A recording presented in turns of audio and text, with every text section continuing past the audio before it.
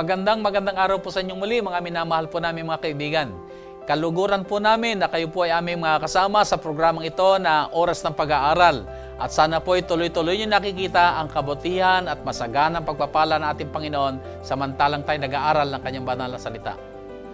Ako po mula inyong lingkod, Pastor Ben Casimiro. At sa pagpatuloy po nating pagtalakay ng ating leksyon ay makakasama natin muli si Pastor Elioma. Pastor, welcome po. Salamat, Pastor. Maaari nating ipagpatuloy ang ating pagtalakay sa aklat ng Jeremias na lalong nagiging napakabuting karanasan na ating maunawaan ang mga pabalita na dala nito. Tayo po'y dadako na sa ating ikasampung leksyon at ang paksa po natin ay may kinalaman sa pagbagsak o pagkawasak ng Jerusalem. Pero mga kaibigan, bago po tayo magpatuloy riyan, ay nais ko po na pong ipagbigay alam lang sa atin lahat na sa kasalukuyan po ngayon ay nagaganap ang constituency meeting ng North Philippine Union Conference. Kami po itangin na mamanik sa inyo na isama po natin ito sa panalangin na mahayag ang kalooban ng Diyos at ang lahat ay maging sa ikaluluwalhati ng Kanyang banal na pangalan. So bago tayo magpatuloy, hilingan natin si Pastor Elioma na magkaroon po tayo ng isang tanging panalangin para sa isinasagawa ngayong constituency meeting ng NPUC. Pastor Elioma. Tayo po ay manalangin. Mahabaging Diyos na ang luklukan ay nasa mga langit. Alam namin kayo ay nakatunghay sa aming programa ngayong tanghali. At nawa salamat Panginoon sapagkat hindi mo pinababayaan ang inyong salita ay nagkakaroon ng bunga at umaani sa buhay at karanasan ng aming masugid na mga taga-subaybay. Ang pag-aaral ng inyong salita ay nagkakaroon ng mabisang kapangyarihang baguhin ang aming mga pananaw at ang aming mga pagpapasya sa tamang landas ng katwiran na dapat naming sundin.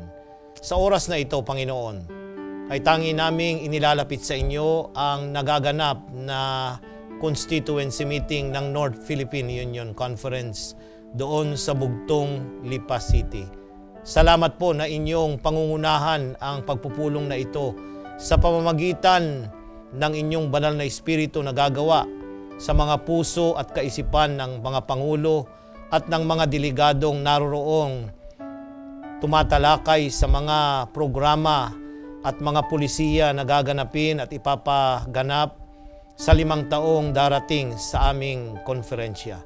Aming hinihiling na ang inyong banal na kalooban ang maganap sa pagpili ng mga opisyales na mangunguna sa iba't ibang departamento at mga institusyon ng inyong iglesia. Nawa ang inyong banal na kalooban ang maganap. Mapili ang mga tamang lalaki at babaeng gagamitin ninyo na makapangyarihan upang manguna at ipahayag ang pabalita ng 3 anghel dito sa North Philippine Union na teritoryo. Panginoon, patawarin niyo kami kung saan kami nagkukulang at sa aming pag-aaral sa araw na ito, maranasan nawa namin ang patuloy ninyong pagbibigay ng kaunawaan at nawa ang banal na diwa na galing sa inyo ang maranasan ng bawat isang sumusubaybay sa programang ito sa pangalan ng Panginoong Hesus. Amen. Maraming salamat, Pastor Elioma. At sana po sa ating lahat ng mga taga-subaybay, isama po nating tuloy-tuloy ang ating pong pagdalangin na sa kasalukuyang isinasagawa ngayon na constituency meeting ng North Philippine Union Conference ay palagi pong mahayag lamang ang kapangyarihan ng Banal na Espiritu ang gumagabay sa bawat isa na delegado. Sa pagpapatuloy ng ating pag-aaral, tayo po ito munghay sa ating ikasampung leksyon at dito makita natin ang pagkawasak ng Jerusalem, kung paano ang Jerusalem ay bumagsak. Pastor, sa pag-aaral nito makita natin malinaw na ang Diyos ay hindi nagkulang ng tuloy-tuloy niyang pamanhik, pagpapadala ng mga babala, patuloy siyang nagsusugo ng mga mensahe upang kung magkagayon ay mailayo ang Huda sa kapahamakan. Pero sa ganitong karanasan, consistent din naman, no? Tuloy-tuloy din naman ang mga taga-Huda na patuloy na sumasalunga, patuloy na binabaliwala. Anong masasabi mo sa ganitong kalagayan? Pastor, ay unang-una sa lahat, hindi panukala ng Diyos na sirain ang bansang Israel. Wala po yan sa kanyang panukala. Ang pinakamabuti ang lagi na nais ng Diyos. Kaya nga sa sulat ni David, kung tutunghayan natin, Pastor, at nais kong sa pagpapasimula, ay anyayahan natin ang ating mga taga-subaybay na tignan ang isang kapitulo. Merong isang kapitulo sa mga awit ni David na sinulat na nakatunghay lamang sa pag-unlad at hindi yung pagkasira ng Jerusalem. At ito yung awit 122, Pastor, ating tunghayan. Awit 122, 1 hanggang 6. Basahin natin yung unang mga 6 na talata ng kapitulong ito. Mapapansin natin na ang Diyos, ang kanyang panukala ay pagpalain, gabayan, at patnubayan ang Jerusalem at ang lahat ng mga naroroon nananahan. Pastor, pawari bang pakibasa ninyo? Mula talatang 1 hanggang 6 ng kapit ng mga awit 122. Ako'y natutuwa ng kanilang sabihin sa akin, tayo magsiparoon sa bahay ng Panginoon. Ang mga paa natin ay nagsisitayo sa loob ng iyong mga pintuang bayan, o Jerusalem. Jerusalem na natayo na parang bayang siksikan, na inaahon ng mga lipi sa makatibagay ng mga lipi ng Panginoon, na pinakapatotoo sa Israel, upang magpasalamat sa pangalan ng Panginoon. Sapagkat dooy nalagay ang mga luklukan na ukol sa kahatulan, ang mga luklukan ng sambahayan ni David. Idalangin ninyo ang kapayapaan ng Jerusalem. Sila'y magsisiginhawa na nagsisiibig sa iyo. Narito, Pastor, sa pangungusap ni David, kung ano yung panukala ng Diyos sa Jerusalem. Ito'y pagpalain, ito'y kinasisihan, at ito yung mga lugar na pinupuntahan ng mga tao upang malaman ang kahatulan at ang mga aral ng Diyos. Yun yung napakagandang panukala. Subalit, sa paglipas ng panahon, kagaya sa ating mga tinalakay ng mga leksyon, yung Jerusalem na sentro dapat ng pagkaunawa at pagkakilala sa Panginoon, ay yun na ang naging sentro para ipagmalaki ng bayan ng Diyos na sila'y tangi at hindi maaaring lupigin, hindi maaaring igapi, kundi papatnubayan sila. Ano man ang kanilang gagawin, masama man o mabuti, ay mananatili sila. Ito yung hindi nila matanggap na katotohanan na kung magkamali ang bayan, maaapektuhan yung lungsod at yung mga taong naroroon. At sa panahon ni Jeremias, ay ito na nga, dumating yung mga babala na ipinahayag ng Diyos sa pamamagitan niya na kung hindi sila magsisisi at hindi sila babalik sa pagsunod sa Panginoon, sisirain ng Diyos ang bansang Israel. Sa madaling sabi, Pastor, itong mga mensaheng binibigay ni Propeta Jeremias ay mga huling mga babala bago ang ganap na pagbagsak ng Jerusalem. Dito, Pastor, makita rin natin na bagamat ipinahintulot na nga ng Panginoon ang kanilang pagbagsak, pero nandoon pa rin na kanyang kamay na pumapatnubay. In fact, ay may mga nauna na mga bihag na dinala na doon sa Babylonia. At samantalang naroon sila, ay meron namang ibinangon din ng Panginoon na propeta na kalinsabay ni Jeremias, si Propeta Ezekiel. At samantalang sila naroon, ang Propeta Ezekiel ay tumanggap din naman ng pangitain na ipinapakita ang mga laban ng Diyos sa Israel, sa Huda, na meron silang mga tagpo na nagaganap doon sa templo na hindi kaaya-aya sa harapan ng Panginoon. So, maaari mo bang ipaliwanag yung mga pangitain yon? Pastor, kung tutunghayan natin sa akyat mismo ni Propeta Ezekiel, kagaya ng inyong binanggit, sa Kapitulo 8, ang talata ay 1 hanggang 12. Magandang ito'y ating basahin upang maunawaan ng ating mga taga-subaybay yung connection nito doon sa ating tinatalakay na pagbagsak ng Jerusalem. Okay, ito ay naroon sila sa Babylonia. Ito si Propeta Ezekiel, na kalinsabay ni Propeta Jeremias. Okay, aking mabasahin. Mula Kapitulo 8, talatang 1 hanggang talatang 12. At nangyari ng ika-6 na taon, ng ika-6 na buwan, ng ika-5 ng buwan, ako'y nakaupo sa aking bahay, at ang mga matanda sa Huda ay nangakaupo sa harap ko, na ang kamay ng Panginoon Diyos ay dumating sa akin doon. Na magkagayo tumingin ako at narito, may isang anyo ng parang apoy, mula sa anyo ng kaniyang mga balakang at paibaba ay apoy. At mula sa kaniyang mga balakang at pabaitaas at parang anyo ng kinang na parang metal na nagbabaga.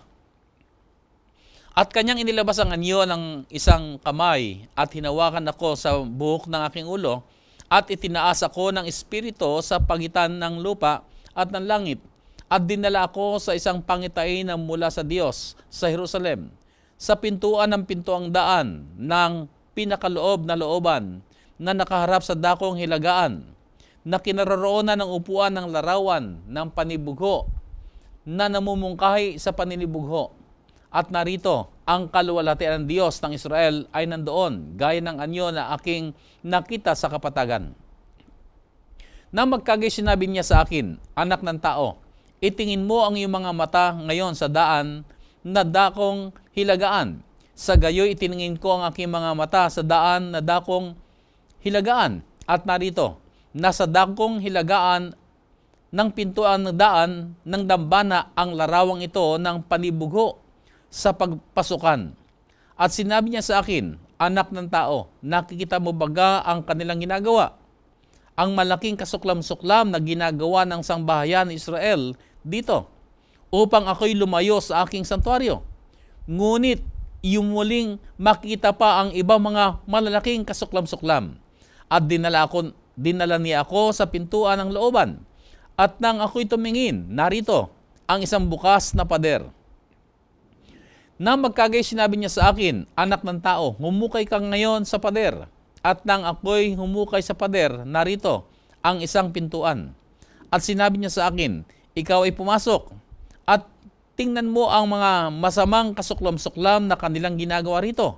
Sa gayoy pumasok ako at nakita ko. At narito ang bawat anyo na nagsisiusad ng mga bagay at kasuklam-suklam na mga hayop at lahat ng mga Diyos-Diyosa ng sambahayan ng Israel na nakaguhit sa pader sa palibot. At nagsitayo sa harap nila ang 70 lalaki na mga matanda ng sambahayan ng Israel. At sa gitna nila ay tumayo si Jaanias na anak ni Sapan. Bawat lalaki ay may kanyang pangsuob sa kanyang kamay at ang amoy ng usok ng kamangyan ay napailangdang. Na magkagay sinabi niya sa akin, anak ng tao, nakikita mo baga kung anong ginagawa ng mga matanda ng sambahayan ng Israel sa kadiliman? Bawat isa'y sa kanyang mga silid na nilalarawanan sapagkat kanilang sinasabi, hindi tayo nakikita ng Panginoon, pinabayaan ng Panginoon ang lupa. Narito ang pangitaing ipinakita kay Ezekiel doon sa Babylonia at ang ipinakita yung tagpo doon sa Jerusalem, Pastor. Doon sa templo. Bago dumating yung pagkaguho. At doon sa templo, Pastor, ay marami mga lugar. May iba't ibang mga lugar. At doon, bawat lugar ay pinakita sa kanya ang mga pangyayari na gaganap. At doon sa bawat kwarto ay may mga nakaukit na mga larawan ng mga maruruming mga hayop at mga Diyos-Diyusan ay nakatayo doon. Ibig sabihin, inuukit nila yon na kinikilala nilang parang Diyos na nila. Oo. At yun ay doon mismo sa loob ng templo. Yun ang worse kasi unang-una, nasa kalagitnaan nila yung templo. At doon sa loob mismo ng templo, iniukit yung mga hindi pinahihintulutan ng Diyos na dapat nasambahin nila o maging bahagi ng kanilang pagsamba. At yun ay hindi lamang, ang epekto nito ay hindi lamang doon sa templo mismo na gusali, kundi ang ibig sabihin nito, yung mga tao mismo sa kanilang mga puso ay nakaukit din yung ganong mga maling mga pagsamba at mga pagsunod sa ibang mga Diyos-Diyosan. So ito, Pastor, ay pangyayari na ipinakita kay Prophet Ezekiel samantalang sila naroon na sa pagkabihag, na bago yung pagbagsak ng Jerusalem, ito yung mga kaganapang nagaganap. Ibig sabihin, samantalang naroon naman si Propeta Jeremias na gumagawa ng mga mensahe ng babala, ay ito yung pangyayaring kanilang ginagawa na kanilang inisip na hindi naman ito nakikita ng Panginoon o iniwan naman tayo ng Panginoon kaya tuloy na sila sa kanilang mga pagsamba sa Diyos-Diyosan. Kaya patuloy na silang nagsumusuway sapagkat ang akala nila iniwan na sila ng Panginoong Diyos bago dumating. So ito yung katatayuan na sa totoo lang, kagaya ng ating leksyon na binanggit mo kanina, Pastor, hindi pa sila iniiwan ng Panginoon kasi naroon pa ang kanyang propetang nagsasalita. Ang mga pangyayari, yung mga didiscusin pa natin mamaya, ay katuparan pa rin ng kalooban ng Diyos upang sila'y akayin sa pagsunod. So dito makita natin, Pastor, sabi mo nga ay sa kabila na ipinahintulot na ng Diyos ang pagbagsak ng Jerusalem, pero naroon pa rin patuloy ang kanyang kamay na umaalalay. Pastor, dito sa bago ang tuluyang pagbagsak ng Jerusalem, ang kanyang pinakahuling hari na nakaluklok sa kaharian ay si Haring Sedekias. Si Haring Sedekias ang ano ba yung kahulugan ng kanyang pangalan? Siguro maganda maunawaan natin yung kanyang pangalan at tingnan natin kung paano niya isinakabuhayan yung kanyang pangalang yon. Napakaganda, Pastor. Kung matutunghayan natin yung pangalang Sedekias ay napakagandang pangalan. Ang ibig sabihin ay katwiran ng Panginoon o ni Yahweh. Ang ibig sabihin, siya yung kabanalan at katwiran na dapat ay pinakikita niya sa kanyang pagkilos at pamumuno. Subalit, ang napansin natin ay sa unang bahagi nung siya nakikinig sa pabalita ni Jeremias, ay nakikinig naman siya at ginagawa. Subalit nung siya ay questionin ng mga kanyang mga tagapayo at mga matatanda doon sa Jerusalem, ay unti-unti siyang lumayo doon sa pagsunod, doon sa pabalita na ibinibigay ni Jeremias na galing sa Panginoon, hanggang sa tuluyan na siyang hindi nakinig at ang sinunod niya na ay yung mga tagapayo niya at yung mga tao na nasa malapit sa kanya. Ibig sabihin na naroon pa rin naman kasi yung kanyang pagnanais na mamuhay doon sa kanyang pangalan, na siya yung katuwiran ng Panginoon. Kaya lamang ay nandoon yung pressure din, na siya ay bumigay na rin sang-ayon sa mga kagustuhan ng mga tao ng mga kanyang mga nakapalibot sa kanya. So dito makita natin, Pastor, siguro yung isang mahalagang leksyon na kung dumadating man yung mga pressure, yung tinatawag sa ating panon, yung peer pressure. Yung mga kabarkada mo, mga kasamahan mo, inuudyokan kang ito na ang gawin mo, ay kung alam naman natin hindi yun ang kalooban ng Diyos, bakit ba tayo bibigay doon? Pero ito ang naging karansan nga ni Haring Sidikiyas, na sa halip siya ay manindigan at sa pamamagitan ng kanyang pangalan ay maitayo ang karangalan ng Panginoon, pero siya ay sa bandang huli bumigay din. Masaklap ang nangyari dito sa hari, Pastor. Nung lusubi na ang Jerusalem ng mga kapitan ni Nabucodonosor at makita niya na wala na silang laban, siya'y tumakas.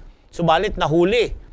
At sa kanya mismong harapan ay pinatay ang kanyang mga anak. Napakasaklap na ang iyong sambahayan ay panonoorin mo na dadanak ang dugo at mamamatay at magbubis ng buhay sapagkat hindi siya nakinig doon sa pabalita na sumuko ko na kayo upang maglingkod sa Babylonia ng 70 taon lang at babalik na kayo. Pero hindi Patuloy pa rin yung katigasan ng loob na kami ang bayan ng Diyos, nasa amin ang templo ng Diyos at hindi kami humabayaan ng Diyos. Dito, Pastor, ay makita natin, hindi nagkukulang ang Panginoon. Ang Haring Sidikiyas ay, kung siya man ay nakikinig sa mga salita ng mga bulaang propeta, pero narito rin naman ang mensahe ng tunay na propeta. So, siya ngayon ang gumawa ng pagpili. So, hindi maaaring sisihin ni Sidikiyas ang Panginoon na ay hindi kasi namin nalaman. Hindi natin maaaring sabihin sapagkat nadinig niya ang mensahe ng propeta pero pinili niya ang pakinggan ang mga bulaang propeta. Tama yun. Kaya ang babala sa atin ang naging kahinatan nito ay ang kanyang kapahamakan at sabi mo nga kanina, sa harapan ng kanyang sarili mga mata ay pinatay ang kanyang mga anak. Sa kadahilanan na hindi siya nagpasakop. Tama yon. Pero ang mensahe kasi ni Propeta Ezekiel, ni Propeta Jeremias dito, ay sila'y sumama at yun ay magiging kanilang ikabubuhay. Pero ang sabi nila, hindi, lalaban sila at naging kadahilanan na yun ng kanilang kapamakan. Pastor, paano nilarawan ni Propeta Jeremias ang ganap na pagbagsak ng Jerusalem o pagkawasak? Kung papansinin natin sa Jeremias 39, Pastor, ating baybayin, sapagkat napakaganda na ating isalarawan sa magitan ng kanyang mga itinala. 39 ng Jeremias, ang talata ay 1 hanggang 10. Okay, ganito ang wika. Talatang Kapitulo 39, talatang 1 hanggang 10. At nangyari, nang masakop ang Jerusalem, ng ikasyam na taon ni Sidikiyas na hari sa Huda, sa ikasampung buwan, dumating si Nabucodonosor na hari sa Babylonia at ang kanyang buong hukbo laban sa Jerusalem at kinubkob. Nang ikalabing isang taon ni Sidikiyas, nang ikaapat na buwan, nang ikasyam na araw ng buwan, nang isang sira ay nagawa sa bayan, na ang lahat ng mga prinsipe ng hari sa Babylonia ay nagsipasok at nagsiupo sa gitnang pintuang bayan. Si Nergal-Sareser, si Samgar-Nebo, si Sarsekim, si Rabsaris, si Nergal-Sareser, si Rabmag, 10 nalabi sa mga prinsipe ng hari sa Babylonia. At nangyari na nang makita sila ni Sidikiyas na hari sa Huda at ng lahat na lalaking mandidigma, ay nagsitakas nga sila at nagsilabas sa bayan ng kinagabihan sa daan ng halamanan ng hari, sa pintuang bayan sa pagitan ng 2 kuta, at siya'y lumabas sa daan ng Araba. Ngunit hinabol sila ng hukbo ng mga Kaldiyo at inabot si Sidikiyas sa mga kapatagan ng Jericho, at ng kanilang mahuli siya, isinampa nila siya kay Nabucodonosor na hari sa Babylonia sa Ribla, sa lupain ng Hamat, at kanyang nilapatan siya ng kahatulan. Nang magkagayoy, pinatay ng hari sa Babylonia ang mga anak ni Sidikiyas sa Ribla, sa harap ng kanyang mga mata. pinatay rin ng hari sa Babylonia ang lahat na mahal na tao sa Huda. Bukod dito'y kanyang binulag ang mga mata ni Sidekiyas at inilagay siya sa pangawan upang dalhin siya sa Babylonia. At sinunog ng mga Kaldeyo ng apoy ang bahay ng hari at ang mga bahay ng mga tao at ibinagsak ang mga kuta ng Jerusalem. Na magkagayoy dinalang bihag sa Babylonia ni Nabuzaradan na kapitan ng bantay ang nalabi sa mga tao na naiwan sa bayan. Gayon din ang nagsilipat na nagsikampi sa kaniya at ang nalabi sa bayan na naiwan. Ngunit iniwan ni Nabuzaradan na kapitan ng bantay ang mga dukha sa bayan na walang tinatangkilik sa lupain ng Huda at binigyan sila ng mga ubasan at ng mga bukid sa panahon ding iyon. Narito, Pastor, ang trahedyang nangyari. Now, kung babaybayin natin, ang taon ay mga 588 BC at ang pagsakop ay inabot ng 2 taon. So, ang gerang ito, hindi 1 linggo, 2 linggo lang, kundi taon ang inabot. Ang paglusob ay 2 taon. From 588 to 568 BC ay kinubkob kasi ayaw nilang sumuko. Talagang lumalaban.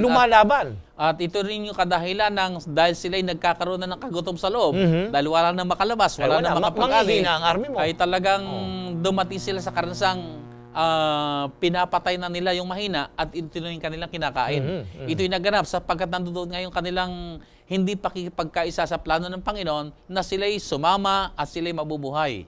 Pero kung sila'y lalaban, sila'y mamamatay at parurusahan. At nangyari nga yung mga resulta nito na dahil sila ay ayaw sumuko at ayaw magpa sa ilalim sa pangunguna ni Nabucodonosor na ginamit ng Diyos para ituwid ang kanilang maling landas, ay tinamasa nila, una, sinunog ang mga kuta, pinatay ang mga tao, at dinalang bihag ang kanilang mga lalaki at ang kanilang mga babae doon sa Babylonia upang kung magkagayon ay wala nang manatili sa kanilang lipi. Yun ang panukalan ni Nabucodonosor. So, dito nakita natin yung ganap na pagbagsak at pagkawasak ng Jerusalem. Maging yung kanilang mga bakod na yun na matataas ay ginuho. Wala. Ginuho Sinunog lahat ang yun. kanilang mga kabahayan at pinatay ang lahat ng mga maharlikang mga tao. At dito nakita natin ang ganap na pagbagsak ng Babylonia. Pastor, mayroon dito magagandang mga salita. Yung kapitan ng Babylonia na waring naunawaan niya ang plano ng Panginoon tungkol sa pagbagsak ng Jerusalem. Paano natin ito papayag, Pastor? Napakaganda ng leksyong ito, Pastor. At gusto kong idiin yon sapagkat maganda yung puntong yon kasi sa Kapitulo 40, Pastor, ang talata ay 1 at 6 hanggang 6 ng Jeremias, ay narito yung kapitan ng mga bantay ni Nabucodonosor, na ang pangalan ay si Nabuzaradan. At siya'y nangusap kasi iba ang trato niya. Trinato niya si Sidekiyas na isang bihag at pero kay Jeremias, ang trato niya kakaiba. Trinato niya ito na parang isang normal at mabuting tao at pinabayaan niyang tulungan ni Jeremias yung mga maralita na naiwan sa Jerusalem. Pakibasa, Pastor. Sa malinsabi ay itong kapitan nito ay titingnan natin ay mayroong pagkaunawa tungkol sa Diyos at sa kanyang mga panukala. Okay, sa mabuting ating basahin. 1 hanggang 6. Ang salita na dumating kay Jeremias na mula sa Panginoon. Pagkatapos na mapayaon siya mula sa Rama ni Nabuzaradan na kapitan ng bantay, nang dalhin siya na siya'y natatanikalaan sa gitna ng lahat na bihag sa Jerusalem at sa Huda, na nadalang bihag sa Babylonia. At kinuha si Jeremias ng kapitan ng bantay at nagsabi sa kanya, ang Panginoon mong Diyos ay nagbadya ng kasamaang ito sa dakong ito. At pinapangyayari at ginawa ng Panginoon ayon sa kanyang sinalita, sapagkat kayo'y nangagkasala laban sa Panginoon at hindi nagsitalima ng kanyang tinig. Kaya't ang bagay na ito ay dumating sa inyo. At ngayon, narito, aking kinakalagan ka sa araw na ito ng mga tanikala na nangasa iyong kamay. Kung inaakala mong mabuti na sumama sa akin sa Babylonia, halina at lilingapin kitang mabuti. Ngunit kung inaakala mong masama na sumama sa akin sa Babylonia, tanggihan mo. Narito ang buong lupain ay nasa harap mo kung saan inaakala mong mabuti at marapat sa iyo na pumaroon, doon ka pumaroon. Samantala ngang hindi pa siya bumalik ka nga, sabi niya, kay Gedalias na anak ni Ahikam na anak ni Safan na ginawang tagapamahala ng hari sa Babylonia sa mga bayan ng Huda at tumahang kasama niya sa gitna ng bayan o pumaroon ka kung saan mo inaakalang mabuting pumaroon. Sa gayoy, binigyan siya ng kapitan ng bantay ng pagkain at kaloob at pinayaon siya. Na magkagayoy na paraon si Jeremias kay Gedalias na anak ni Ahikam sa Mispa at tumahang kasama niya sa gitna ng bayan na naiwan sa lupain. Narito ang ikakaiba, di ba? Dapat ay papatayin lahat eh. Ito'y propeta eh. Si Jeremias ay propeta ng Diyos ng Israel. Ang Babylonia mayroong sariling Diyos at may mga naglilingkod din sa sila kanya. Sila yung sumalakay. Oo. Ay dapat total wipe out. Pero ang taong ito ay nagkaroon ng pagkaunawa kung ano ang dahilan kung bakit pinahintulutan ng Diyos na lusubin nila ang Jerusalem at pinahintulutan ding masakop nila ito. Napakalinaw ang sabi, ang Diyos ninyo ang nagbigay ng pahintulot at dahil sa inyong mga hindi pagsitalima sa Kanya, kaya dumating ang kasamaang ito. Pero, ang trato niya kay Jeremias ay napakaganda. Pinakawalan niya, binigyan niya ng pagkain, binigyan niya ng pagpili kung sasama sa Babylonia o maiiwan, o saan man, kung saan siya dadako, ay libre siya, malaya.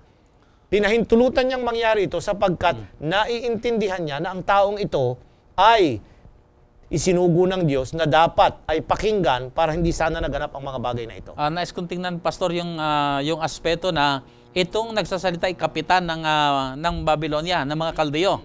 Pero naunawaan niya. Hindi niya sinabing ang mas magaling ang aming kapangyarihan, ang aming Diyos, kaya kami nagtagumpay sa inyo, kundi nandoon yung kanyang pagkilala, kaya naganap ito. Kaya natalo sila sapagkat ang Diyos ang nagparusa sa kanila. Dahil sila hindi sumunod sa Diyos. So napakagandang kaisipan nito, mga minamahal na mga kaibigan, na hindi aksidente na ang Babylonia ay dumating sa pagbagsak. Hindi nangyari yung sinasabi ng ibang mukhang nakalimutan tayo ng Diyos o hindi niya napansing sinasalaki na palang Jerusalem. Hindi po. Hindi aksidente ang mga pangyayaring ito at ang Diyos mismo ang nagbigay ng Jerusalem sa kamay ng haring Nabucodonosor. At dito pinapakita at pinatunayan ng kapitan na ito nga ang plano ng Diyos dahil sila'y hindi sumunod sa kanilang Diyos. Sususugan ko, Pastor, yung iyong puntong napakabuting idinidiin na hindi lamang sa panahon na masagana tayo pinapatnubayan ng Diyos at kayo'y kanyang ginagabayan, kundi kahit na sa panahon na tayo'y dumadaan sa mga pagsubok, kahirapan at mga pagdurusa, naroon pa rin ang Panginoon. Bagamat kung minsan ay parang tahimik ang Diyos na hindi natin maulinigan siya o hindi natin maramdamang nangungusap siya o nagsasabi sa atin. Kagaya ng karanasan ng bayan ng Israel o ng Huda ng panahong ito, ay pinahintulutan niya ang kanyang bayan na pumunta sa pagkaalipin, nasira ang Jerusalem, pero ang kanyang panukala naroroon pa rin para sa kanila. Hindi sila mananatiling bihag, kundi matatapos ang 70 taon lamang at pagkatapos ng 70 taon, ibabalik na sila doon muli kung sila ay susunod at magpapasakop na muli sa kanyang pagpatnubay. Pastor, kanina inabasa natin sa Biblia na ang kapitan ng Nabucodonosor ay nagtanong kay Propeta Jeremias kung siya ba'y sasama sa Babylonia o siya may iwan sa Jerusalem. At dito pinasyahan niya na maiwanan na lamang sa Jerusalem. Ano kaya ang kadahilan na pinili niya ang maiwan na lamang sa Jerusalem? Ituloy natin yung pagbasa ng talata, Pastor, sa kabanatang 4 na po, ang talata ay 6 at 7, upang maalaman natin muli kung ano ang naging kapasyahan niya at ano ang dahilan kung bakit si Jeremias ay nagpasya ng ganon. Okay, ganito wika. Na magkagayon na paraon si Jeremias kay Gedalias na anak ni Ahikam sa Mispa at tumahang kasama niya sa gitna ng bayan na naiwan sa lupain. Nang mabalitaan nga ng lahat ng kapitan sa mga kawal na nangasa mga parang sa makatidbagay nila at ng kanilang mga lalaki na ginawang tagapamahala ng hari sa Babylonia, si Gedalias na anak ni Ahikam sa lupain, at ipinagbilin sa kaniya ang mga lalaki at ang mga babae at ang mga bata at ang mga pinakadukha sa lupain, yung hindi nangadalang bihag sa Babylonia. Okay. Narito yung tagpo na ang kapasyahan niya maiwan. Oo. At nang malamang siya magpapaiwan, ay ipinagkatiwala sa kanya, itinagubilin yung mga naiwang lalaki, babae, mga dukha, mga maralita na naiwan sa bayan. kung paano sila magsusurvive at yung encouragement na kinakailangang tanggapin nila. Kasi napakahirap na katatapos ng digmaan kung hindi pa naman tayo nakaranas ng ganun, Pastor. Pero palagay ko kung ganun, yung aking nanay na nagkukwento nung gera, namatay ang kanyang ama at nagkahiwalay sila ng kanyang mga kapatid. Ano na ang mangyayari? Walang makain kasi walang nagtanim sa parang. Kaya si Jeremias, ang kanyang ginampanan dito ay inorganize niya yung mga tao na naiwan kung paano sila magsusurvive at mananatili pa rin na may pagkatakot sa Panginoon. Ibig sabihin itong mga naiwanang ito yung mga mahihina, matatanda, ay nangangailangan ng pag-asa at maaring mawalan sila ng pag-asa kung naiwanan pa sila. Pero pinili nga niya na magpaiwan na lamang para magbigay ng moral encouragement dito. Sa isang banda naman, Pastor, ay yung mga dinalang bihag naman sa Babylonia, ay naroon naman din si Propeta Ezekiel para siya naman na magbibigay ng paalala ng pagbibigay ng moral support upang sila ay manatiling kumikilala sa Panginoon. Pastor, sa ganitong karanasan na may mga naiwan ng mga mahihirap, maranita, sinalanta ng digmaan at yung mga dinalang bihag naman, paano natin makita ang kamay ng Panginoon gumawa sa ganitong karanasan? Narito, Pastor, kung titingnan natin kung paano ipinahayag ng Panginoon yung kanyang pag-ibig pa rin at saka yung awa, ay tunghayan natin doon sa Kapitulo 29, Pastor. Talata ay 1 hanggang 14. Ganito ang wika. Ito nga ang mga salita ng sulat na ipinadala ni Jeremias na propeta mula sa Jerusalem sa nalabi sa mga matanda sa pagkabihag at sa mga saserdote at sa mga propeta at sa buong bayan na dinalang bihag ni Nabucodonosor sa Babylonia mula sa Jerusalem. Pagkatapos na makaalis sa Jerusalem si Jehoiakinias na hari, ang ina ng hari at ang mga bating at ang mga prinsipe sa Huda at sa Jerusalem at ang mga manggagawa at ang mga babakal sa pamamagitan ng kamay ni Elasa na anak ni Safan at ni Gemarias na anak ni Hilcias na siyang sinugo sa Babylonia ni Sedekias na hari sa Huda kay Nabucodonosor na hari sa Babylonia na nagsasabi, ganito ang sabi ng Panginoon ng mga hukbo ng Diyos ng Israel sa lahat ng bihag na aking ipinadalang bihag sa Babylonia mula sa Jerusalem. Kayo'y magtayo ng mga bahay at inyong tahanan, at kayo'y maghalamanan at kanin ninyo ang bunga ng mga yaon. Magsipag-asawa kayo at kayo'y magkaanak ng mga lalaki at mga babae, at ikuha ninyo ang mga asawa ng ang inyong mga anak na lalaki, at inyong ibigay na asawa ang inyong mga anak na babae, upang sila'y magkaanak ng mga lalaki at mga babae. At kayo'y magsidami roon, at huwag kayong magpakaunti. At inyong hanapin ang kapayapaan sa bayan na aking pinagdahalan sa inyong bihag, at inyong idalangin sa Panginoon, sapagkat sa kapayapaan niyon ay magkakaroon naman kayo ng kapayapaan, sapagkat ganito ang sabi ng Panginoon ng mga hukbo ng Diyos ng Israel, huwag kayong dayain ng mga propeta na nangasa gitna ninyo, at ng inyong mga manguhula o mga kinigman kayo sa inyong mga panaginip na inyong napapanaginip, sapagkat sila'y mga huhulang may kasinungalingan sa inyo sa aking pangalan. Hindi ko sinugo sila, sabi ng Panginoon. Sapagkat ganito ang sabi ng Panginoon, pagkatapos na maganap ang 70 taon sa Babylonia, aking dadalawin kayo at aking tutuparin ang aking mabuting salita sa inyo sa pagpapabalik sa inyo sa dakong ito, sapagkat nalalaman ko ang mga pag-iisip na aking iniisip sa inyo, sabi ng Panginoon, mga pag-iisip tungkol sa kapayapaan at hindi tungkol sa kasamaan, upang bigyan kayo ng pag-asa sa inyong huling wakas. At kayo'y magsisitawag sa akin, at kayo'y magsisiyaon at magsisidalangin sa akin, at aking didinggin kayo. Pastor, napakaganda ng panukala ng Diyos. Bagamat pinahintulutan niya na mawasak ang Jerusalem, magkaroon ng paghihiwalay dahil yung mga kabataan at mga marurunong ay dinala sa Babylonia, yung mga mahinay na iwan sa Jerusalem, ay sinabi ng Diyos at tiniyak ng Diyos sa kanila. So dito ipinakita ng Diyos yung katiyakan ng kanyang pag-ibig at awa na matutupad ang kanyang panukala sa kanilang mga buhay. Una ay sila'y mag-asawa, yung maging natural. Bumalik sila doon sa normal na ginagawa nila. Bagamat sila nasa malayong lugar Oo. at nasa kalagay, sabi natin mga bihag, pero kung magagawa nila yung normal nilang ginagawa, ay pagsikapan nila. Oo, sila ay May mag-aasawa, pag-asawahan. magpamilya, magninegosyo, magtatanim, mangangalakal, at uunlad sila. Pag umunlad yung lugar na kinalalagyan nila, kasama silang uunlad. Di ba Pastor, may napakaganda binanggit nun? na idalangin din ito mga taga-Babylonia sapagkat ang kanilang kasaganaan ay maging Kasaganaan din nila. kasaganaan.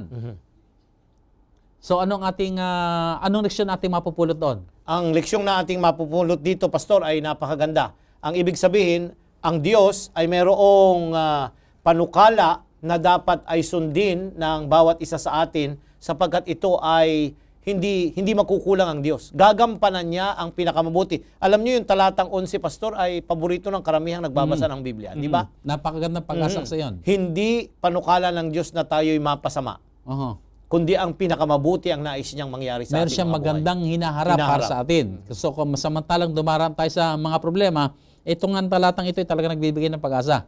Sa kabila nito ay ang hangad ng Diyos ay yung mapabuti tayo, yung meron siyang magandang layunin sa ating buhay at hindi yung basta lamang tayo napahamak. Kasi yung talatang 7, Pastor, yun yung susing talata natin na ang sabi doon, at iyong hanapin ang kapayapaan sa bayan na aking pinagdalhan sa inyong biyag at inyong idalangin sa Panginoon sapagkat sa kapayapaan niyaon ay magkakaraan naman kayo ng kapayapaan. Pastor, sa panahon ni Moses, meron na rin siyang ganito mga babala at mga mensahe na pinapabot. At itinuro sa mga Israelitang papunta sa lupang pangako. Paano ito naihayag ni Propeta Jeremias? Okay. Tingnan natin yung pahayag at ating paghambingin yung karanasan ni Jeremias at ni Moses na kanyang ibinigay ang pabalita tungkol dito. Deuteronomio Kapitulo 30. Ang talata ay 1 hanggang 4. Sa Kapitulo 30, talatang 1 hanggang 4. ganito ang wika. At mangyayari na pagka ang lahat ng mga bagay nito ay darating sa inyo, ang pagpapala at ang sumpa na inilagay ko sa harap mo, at iyong mga dilidilihin sa gitna ng lahat ng mga bansa na pinagtabuyan sa iyo ng Panginoon mong Diyos, at magbabalik ka sa Panginoon mong Diyos at iyong susundin ang kanyang tinig ayon sa lahat na iniutos ko sa iyo sa araw nito. Ninyo at ng inyong mga anak, ng inyong buong puso at ng inyong buong kaluluwa, ay babawiin nga ng Panginoon mong Diyos ang iyong pagkabihag at mahabag sa iyo at ibabalik at titipunin ka sa lahat ng mga bayang pinagkalatan sa iyo ng Panginoon mong Diyos. Kung ang bihag sa iyo ay nasa kaduluduluhang bahagi ng langit, mula rooy titipunin ka ng Panginoon mong Diyos at mula rooy kukunin ka. Napakaganda ng pangungusap ng Diyos kay Moses. Doon pa lang ay ipinakita na yung mangyayari sa hinaharap. Kung sila ay dadating sa pagtalikod, Oo, pagtalikod. naroon yung pag-asa. Papahintulutan ng Diyos na sila'y kumalat. Yung diaspora na sinasabi natin sa terminolohiya, pinahintulutan ng Diyos ito na mapunta sila sa Ehipto, sa Babylonia, sa Assyria, sa iba-iba pang mga dako. Subalit, naroon pa rin na ang Diyos ay sabi, titipunin ko kayo. Gaano mang kalayo ang kinalalagyan nyo, ibabalik ko kayo. Napakaganda nung... At ito rin, yung inaasahang mangyayari ni Jeremias. Kaya nga, mapapansin natin na nung matatapos na yung 70 taon na ipinangako ng Diyos na mananatili sila sa Jerusalem, ay inaasahan talaga ni Jeremias na dapat maganap yun, Pastor. Ibig sabihin, Pastor, ay samantalang sila ay nandoon pa sa paglalakbay nila mula sa Ehipto patungo sa lupang pangako sa panahon ni Moses. Ibinigay na yung mga pamanhik, mga paalala, na sila ay magtapat sa Diyos. Tama yun. Subalit, kung dumating ang panahon na sila ay naakay sa pagtalikod, ipapahintulot din ng Diyos. Ipinalam din sa kanila, ipapahintulot ng Diyos ang inyong pagkabihag. Pero nandoon din yung payo na kagaya ng pinayo nga ni Jeremias na mamuhay silang mapayapa at ang Diyos din ang siyang tatawag sa kanila at ibabalik sila sa kanilang pinanggalingan. Pastor, merong 70 taon na binanggit dito na sa loob na yan, ng panahon yan, ay mananatili sila sa pagkabihag at pagkatapos ay ibabalik sila ng Panginoon. Ano bang kahalagahan ng 70 taon? Bakit hindi kaya 50 taon lamang o sabi natin matagal na siguro 30 years para turuan ang leksyon ng Huda? Ba't kinakailangan 70 taon? Napakaganda. Ano mo, pinag-uusipan ko yan, Pastor, nung pinag-aaralan ko ang ating leksyon. Alam niyo ay ang buhay na span na ibinigay ng Diyos sa tao ay 70 taon. Kaya nga, pinalipas ng Diyos yung isang lifespan, yun ang aking pagkaunawa, na mawala yung mga tao na nag-contribute ng pagbagsak nila, pagdadala ng idolatry at mga kung ano-ano pang mga kamalian, pinalipas ng Diyos yun para bagong henerasyon na. Bagong mga kabataan, mga anak ang babalik na bago ang pananaw na naranasan nila ang kabutihan ng Diyos doon sa Babylonia. Di parang karanasan din ng mga Israelita mula doon Sa Egypto. Ehipto. Sa Ehipto na sila naglalakbay, naglagay sila ng 40 taon 40 years, oo. na pwede naman sanang 2 linggo lang na paglalakbay. Pero inaabot ng 40 years sapagkat pinalipas muna yung mga henerasyon, walang pananampalataya. Tama yun. So parang ganito rin siguro nangyari, no? Na ipinahintulot ng Panginoon na matagal-tagal upang kung magkagayon, yung mga lahing talagang may katigasan ng ulo ay mabago at umusbong na ngayon ang mga bagong henerasyon. Okay. Tunghayan natin yung talatang 11 hanggang 13 ng Jeremias 25, Pastor. Jeremias 25, ang talata ay 11 hanggang 13. Dito ay ipinahayag ng Diyos yung kadahilanan kung bakit nga 70 taon ang naganap. Ganito wika, Jeremias 25, talatang 11 hanggang 13. At ang buong lupain ito ay magiging sira at katigilan. At ang mga bansang ito ay maglilingkod sa hari sa Babylonia na 70 taon. At mangyayari pagkaganap ng 70 taon na aking parurusahan ang hari sa Babylonia at ang bansang yaon, sabi ng Panginoon, dahil sa kanyang kasamaan at ang lupain ng mga Kaldeyo. At aking gagawing sira magpakailanman. At aking gaganapin sa lupain yaon ang lahat na aking salita, na aking sinalita laban doon. Lahat ng nakasulat sa aklat na ito na inihula ni Jeremias laban sa lahat na bansa. Meron pang ikalawang kadahilanan dito sa mga dahilan na ito. Remember, ang purpose ng Diyos ay dalawa. Yung pagkabihag para turuan ang kanyang bayan na bumalik sa kanya. At samantalang sila'y naroroon, ipapakilala nila ang Diyos at ang katotohanan at kung anong resulta ng pagsunod sa Diyos sa mga taong naroroon, lalong-lalo na sa ari, na makilala ang tunay na Diyos. Nangyari naman ito, Pastor, nung panahon ni Daniel, so, hindi ba? So, ibig sabihin ay tuturuan ng leksyon ng Babylon, ang Huda. At the same time, meron silang mission din gagampanan. Tama yun. Upang sa pamamagitan ng kanilang pagkakilala sa katotohanan, ay maipadala rin ito sa mga taga-Babylonia. Tama yun. Subalit, alam mo, kagaya ng kasaysayan, yung anak ni Nabucodonosor ay hindi naman na sumunod na kagaya niya, at naglilingkod pa rin sa ibang mga Diyos yun. Ginamit pa yung mga gamit ng templo na binuhat at dinala doon sa Babylonia. Kaya ang Diyos, pinuksa itong bansang ito na kagaya din ng Israel na hindi nakikinig doon sa mga pabalita na naroon ng harapang sinasabi na ni Daniel. Kasi si Daniel na ang propeta nung panahong yon. So, ibig sabihin ay sa pagdating doon ni Daniel ay nagmisyon sila at ang haring Nabucodonosor ay naging isang tapat na mananampalataya. Subalit yung karamihan, subalit sa paglipas ng panahon din ay nakalimutan na ng apong hari, apo ng Nabucodonosor, yung ginawa ng Diyos kay haring Nabucodonosor at naakay din siya sa pagtalikod. Kaya sila rin ay bumagsak sa kamay ng mga Medo-Persia. Ibig sabihin, Pastor, kung paanong ang bayan ng Diyos ay pinagpala niya samantalang sumasanib sa kanya o lumalakip sa kanya, pero pag tumalikod, sila'y bumabagsak. Ganun din din naman sa Babylonia. Tama yun. Nang dumating sila sa pagkakilala sa tunay na Diyos, ay pinagpala sila sa panahon ni King Nebuchadnezzar. Pero nung sila'y tumalikod na muli sa Diyos, sa kabila ng alam niya ang karanasan ni Daniel at ng Haring Nabucodonosor, ay naakay din sila sa pagtalikod, kaya bumagsak din ang Babylonia. Pastor, ako merong may isang nakitang mahalagang leksyon dito. Samantalang tayo ay nagpapakalapit sa Panginoon, tayo kanya pagpapalain. Pero pagka tayo nagtuloy-tuloy sa ating pagtalikod sa Kanya, at yung sarili ang ating palaging sinusunod, ay dadating din tayo sa ating pagbagsak. Ang Babylonia at ang Huda ay dumating sa kanilang huling gabi. Huling gabi na sila ay bumagsak. Maari kaya, Pastor, na dadating din ang ating huling gabi ay tayo kay masumpungan na nagtatapat o tayo ay babagsak. Kasi nakita natin yung pagbagsak ng Babylonia, nandoon yung hari na pinatay. Pero si Daniel na nakabihis hari, hindi pinatay. At siya ay dinala pa sa susunod na kaharian na ibig sabihin maluwalhati para sa kanya ang pagdating ng kaharian ngayon. Kagaya nga ni Jeremias, hindi ba? Ganun din, hindi rin siya pinuksa, ay pinahintulutan pa siya na pangunahan yung mga naiwan. So meron dito tayo dito pagpipilian, Pastor. Pwede natin piliing tayo yung pag dumating ang kawakasan ay parurusahan o tayo'y gagantimpalaan. Tama yun, Pastor. Yung tayo ba yung papatayin o tayo yung iingatan? Now, nasa atin ang pagpili, minamahal ng mga kaibigan. Samantalang pinag-aaralan natin ang mga leksyong ito, ay piliin po natin. Ano man ang mangyari sa sanlibutan ito, dumating man ang kawakasan nito, sana po'y masumpungan tayo ay may pagkakilala at sumusunod sa ating dakilang Diyos.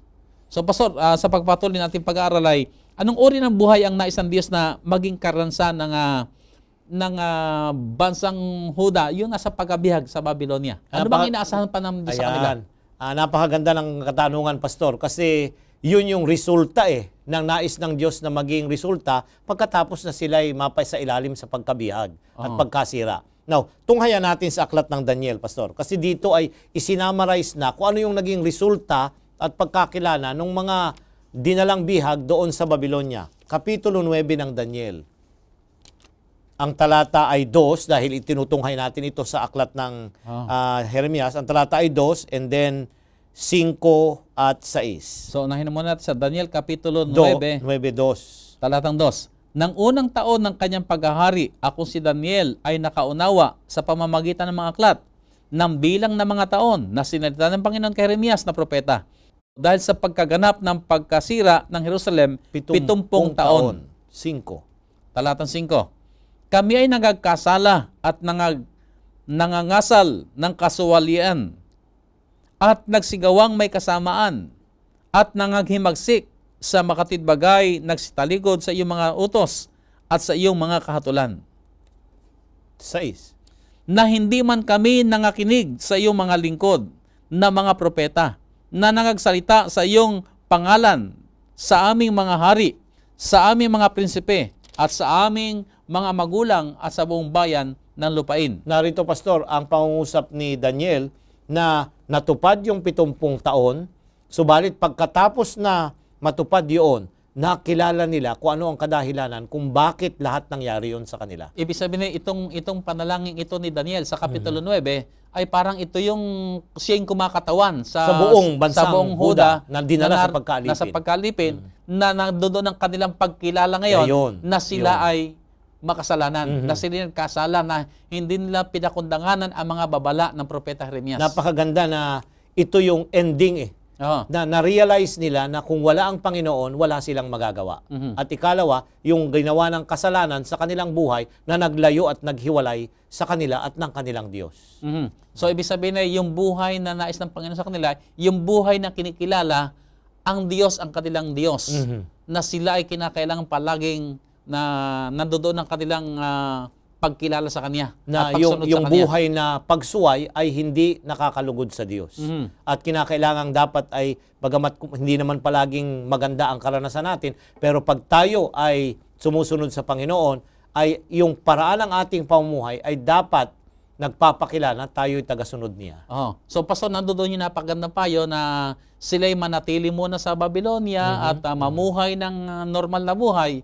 Pero paano kaya may iwasan naman yung buhay na parang naging komportable na sa Babylonia na para bagang ayaw na bumalik sa Jerusalem? Tama yun, Pastor. Ang mensahe natin dito, Pastor, ay paano, o ang tanong dito, paano ba sila mamumuhay na komportable at the same time ay nandoon yung kahandaan na pag tinawag ay handa silang bumalik sa Jerusalem? Tama yung, Pastor, kasi kagaya nga noon, hindi ba sabi ng Panginoon, sila ay pagpapalain na doon pagka sila ay magsipag-asawahan, magsipag-tanim, mamuhay ng... Nagtayo na ng magagandang bahay Pagkatapos ay magaganda na ang business doon sa Dakan, ayaw nang umalis.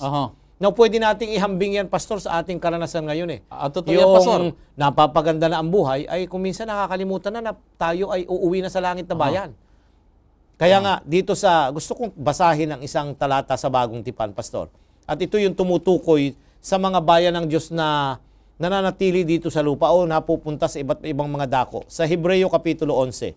Dito sa kapitulo ng mga bayani ng pananampalataya. Hebreo 11, ang talata ay Gis, 13, 15 at 16. Okay, talatang Gis. Sapagkat inaasahan niya ang bayang may mga kinasasaligan na ang nagtayo at gumawa ay ang Diyos. 13. Ayon sa pananampalataya ay nangamatay ang lahat ng mga ito na hindi kinamtan ang mga pangako, ngunit kanilang nangakita na natatanaw mula sa malayo at kanilang ipinahayag na sila'y pawang taga-ibang bayan at manlalakbay sa ibabaw ng lupa. 15:16. At katotohanan kung kanilang naalala yaong lupaing kanilang pinanggagalingan, ay nagkaroon saan sila ng mabuting pagkakataon upang bumalik. Ngunit ngayon ay nagdanasa sila ng lalong magaling na lupain sa makatwidbagay ang sa langit. Kaya hindi sila ikinahihiya ng Diyos na tawagin Diyos nila sapagkat kanilang ipinaganda sila ng isang bayan. Napakaganda, Pastor, ng mga pangungusap ni Pablo dito sa Hebreo na pwede nating ihambing doon sa mga karanasan ng taga-Huda na natili na sila, nakontento na sila doon yung iba eh. Oh, actually, nagkaroon ng batas ng hari na sila bumalik na. Pero nahirapan pa sila na... Pumili pa rin silang manatili na. Oh, pinili pa rin nila. May mga nauna lamang na umalis, pero yung karamihan ay gustong manatili na lamang. Ang tanong mo ay, how can we avoid yung paano natin complacency ng maiwasan? Yung sila'y komportable, pero nandoon pa rin yung kahandaan na pag sinabing babalik na tayo sa Jerusalem, ay nandoon yung kanilang pagtalima. Unang-una, dapat nilang tandaan na sila'y mga manlalakbay lamang, Pastor. Hindi tila taga doon. Sila'y taga Israel o Jerusalem ang kanilang syudad. At ganun din naman tayo so, huwag nilang kakalimutan kung sino sila at taga saan sila. Ikalawa ay yung mission nila na dapat nilang gampanan, pagkatapos noon ay dapat bumalik na rin tayo. Kasi dapat hindi tayo manatili na maimpluwensyahan ng mga paraan ng paumuhay ng mga taong kinahalubilo natin samantalang tayo ay nagmi-mission sa kanila. Ang masama dito ay later on, sila na rin ay na proselyte ng mga taong naroroon. Ibig sabihin nahawahan na napakalaga, Pastor, na maunawaan ng mga taga-Huda na sila'y kaya naroon ay may layunin ang Panginoon. At kung matupad na yung layunin, may panibagong gawain silang gagampan sa harapan ng Panginoon. Kaya kailangan silang bumalik. Babalik na. Oo. Ay sa ating panahon, Pastor, ay maaring ganun din. May mga karanasan tayong mahirap at inilalagay tayo sa sitwasyon na sabihin natin na tinuturuan tayo ng malagang leksyon. Pero kung matuto na tayo, ay maging handa tayo sa mga bagong assignment natin sa Panginoon. Tama yun, Pastor. Kaya nga, dito sa leksyon nating tinatalakay natin, yung pagkasira ng Jerusalem at the end ay naging pagpapala. Pagpapala, maraming sabihin natin, anong pagpapala? Ang daming namatay, ang daming nasira. Pero naging pagpapala kasi kung titingnan natin yung overall na plano ng Panginoon ay naganap sa kanilang mga buhay. Una, ay nakilala nilang muli kung sino yung kanilang tunay na Diyos na dapat paglingkuran. Ikalawa, yung impluensya nila sa mga tao na mas marami ng mga taga-Babylonia ay naipakita nila kung sino ang tunay na Diyos na lumalang at tagapagligtas. Pastor, mayroon akong isang nabasa na naging kahinatnan ng kanilang pagkabihag. Na sa kadahilanan niya, nabasa natin kanina, na sumasamba sa mga Diyos-Diyosan. Naroon mismo sa templo. Kaya talagang karimari-marim sa harapan ng Panginoon ang kanilang ginawa. Ito'y kanilang tinandaan na ano pat binantayan daw talaga ng mga Hudyo na hindi na sila talaga maakay na sasamba sa mga Diyos-Diyosan. Kaya naging napakahigpit naman nila. So, pagdating na sa bagong tipan, iba na. Ibang extreme naman to, no? Kumbaga, yung paglayo ay talagang matindi. Ngayon naman ay yung tinatawag na naging righties, Yung sumobra naman. Sumobra. Pero ito'y kadahilanan daw kasi na nakapulot sila ng leksyon sa nakaraan na talagang yung sumamba sa Diyos-Diyosan, aakayin sila sa kapahamakan. Tama yun. So ito mga minamahal mga kaibigan ay ating pinag-aaralan upang kung pagkagayon ay kapulutan natin ang mahalagang mga leksyon. Dito makita po natin, ang Diyos ay nagpapahintulot na may hirap na karansan sapagkat nakita niya, ito ay atin din kailangan. Pero palaging naroon ang kamay ng Panginoon. So ano man ang ating dinaraanan, kung sabihin naman natin ito ay pagtutuwid o pagpaparusa sa atin ng Panginoon, huwag tayong susuko sapagkat may magandang plano ang Panginoon. At makikita natin palagi ang kanyang kamay na magtatawid sa atin sa mga pagsubok ngayon. Amen. Pastor, ang ating huli mga panyaya at panawagan sa ating mga taga-subaybay. Sa ating pong mga taga-subaybay, kung dumarating po ang ganitong mga karanasan, kagaya ng pinahintulutan ng Diyos na dumating kay Jeremias at sa kanyang mga kababayan na taga-Huda, ay hanapin natin kung ano talaga yung panukala ng Diyos. At sumang-ayon tayo, bagamat may kahirapan, pero tingnan natin na tayo ay sumunod sapagkat yung pagsunod, yun ang magdadala ng katiwasayan sa pananampalataya at sa hinaharap. Siguro, Pastor, yung salita na pagpapasakop. Kung minsan ay mahirap magpasakop sapagkat lalo't mahirap yung ating dinaranan, pero magpasakop lamang tayo, magtiwala tayo, at ang panyaya ng Panginoon ay magtapat tayo hanggang sa wakas at tatamuhin natin ang pagtatagumpay. Amen. Sana po minamahal ng mga kaibigan ay ang ating pag-aaral nito ay nakagawa ng isang malaking aral at hamon sa ating lahat na tayo po'y manatiling nagtatapat sa ating Panginoon anuman ang ating maging karansan. Tayo po'y sama-samang manalangin. Dakila at banal naming Diyos na nasa langit, muli kami nagbabalik ng papuri at pasasalamat na kayo ang Diyos ng aming mga buhay. Minsan pa, Ama, itinatalaga namin sa inyo ang aming mga sarili. Siya sa atin ang aming mga puso. At kung nasumpungan kami, Panginoon, ng mga daya, ng kalikuan, ng kasalanan, mga kahinaan, lumalapit kami sa inyo ayon sa inyong banal na panukala. Kung kami man ay magkamalit magkasala, kayo nakahandang magpatawad. Kami lumalapit sa inyo, O Diyos, at tinihiling ang inyong biyayay managana po sa amin lahat. Patuloy lamang kaming akayin, Ama, sa paglakad sa daan ng katuwiran, ginagampanan ang mga misyon na inyo pong inihanda sa bawat isa amin. At ngayon, O Diyos na banal, ipatong sa bawat isa amin minsan pa ang inyong makapangyarihang kamay. Palaguin kami, Ama, sa pananampalataya, sa pag-ibig sa inyo, sa mga mainit na mga hangaring maganap namin ang inyong banal na kalooban sa aming mga buhay. At ang kami, Panginoon, ay maging mga kasangkapan po nyo lamang na gagamitin kapaki-pakinabang sa inyong dakilang gawain. Panginoon, ipatong po nyo ang inyong mapagpalang kamay sa lahat namin mga taga-subaybay. Madaman nila at makita sa araw-araw ang inyong kabutihan, ang inyong masaganang pagpapala sa araw-araw. Salamat po sa pagtugon sa aming mga dalangin sa pangalan ng aming Panginoong Hesus. Amen. Amen. Muli mga kaibigan, maraming salamat po na kami niyo sinamahan dito sa programang Oras ng Pag-aaral at palagi po namin dalangin, pagpalain kayo lahat na may kasaganaan ng ating mahal na Diyos. Hanggang sa muli, magkita-kita tayong muli sa darating na linggo.